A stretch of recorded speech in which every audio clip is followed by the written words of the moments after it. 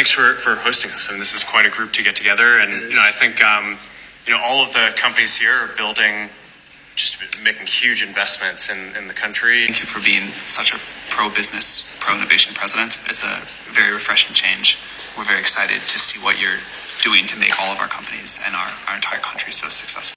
It's happening. You don't want to miss this. Listen up, because this is history in the making. These are big things happening right now, and you're here to witness it.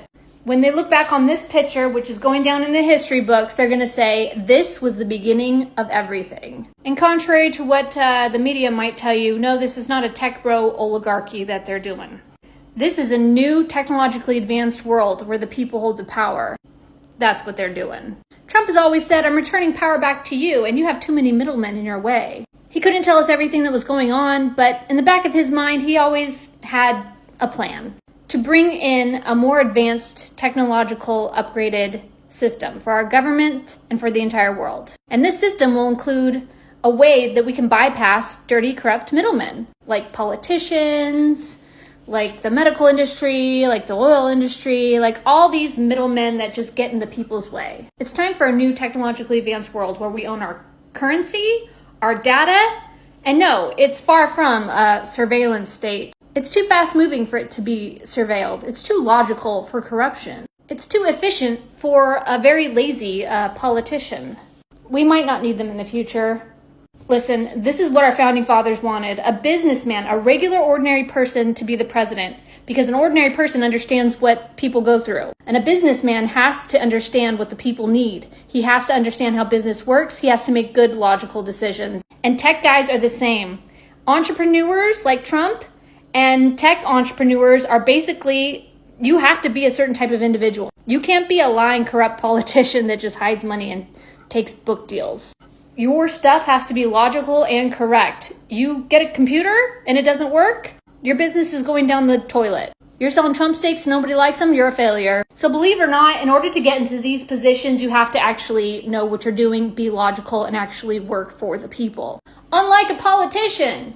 The last thing politicians want is tech bros and entrepreneurs in the White House fixing stuff. Bringing in new technology that can totally revolutionize the government system and possibly change the entire world. And if you say to me, Crystal, we're nowhere near a technologically advanced world, it looks like we're getting our ducks in a row. Those tariffs are everybody needs to come to the table. We all live on the same planet. We need to start working together. Oh, that's too bad you relied on daddy's credit card for so long. You shouldn't have done that. Now we kind of have you backed into a corner so that you have to cooperate with mommy and daddy, or else you're not going to get your credit card, or else you're really going to be screwed. That was genius. That was really smart. So we're getting all the leaders in the world together to sit at the table. Unfortunately, we do have to get together with, Russian leaders and North Korean leaders. What do you want? We live on the same floating planet.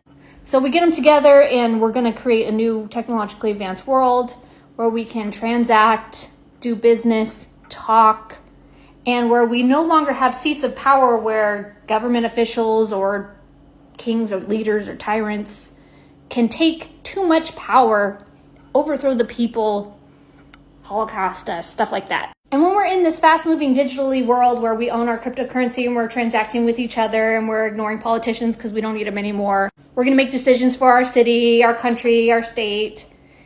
Are we going to decide to go to war? No!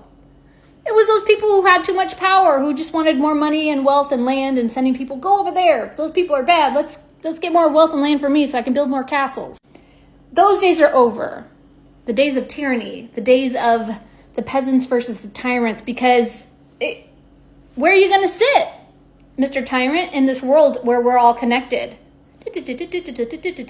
Tyrant's going to take power how? They're not going to be able to take power. No more Gavin Newsoms in this world, okay? No more Gavin Newsoms. No more dirty book deals.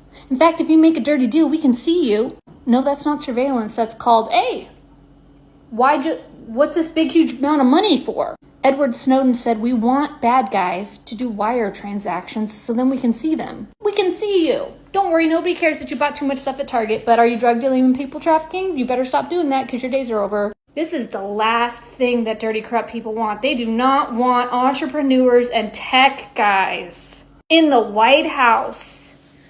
up in our country's business, making moves and actually solving problems. So anyways, this is going in the history books. Open up chapter 27, the year 2025, the beginning of a technologically advanced government and world.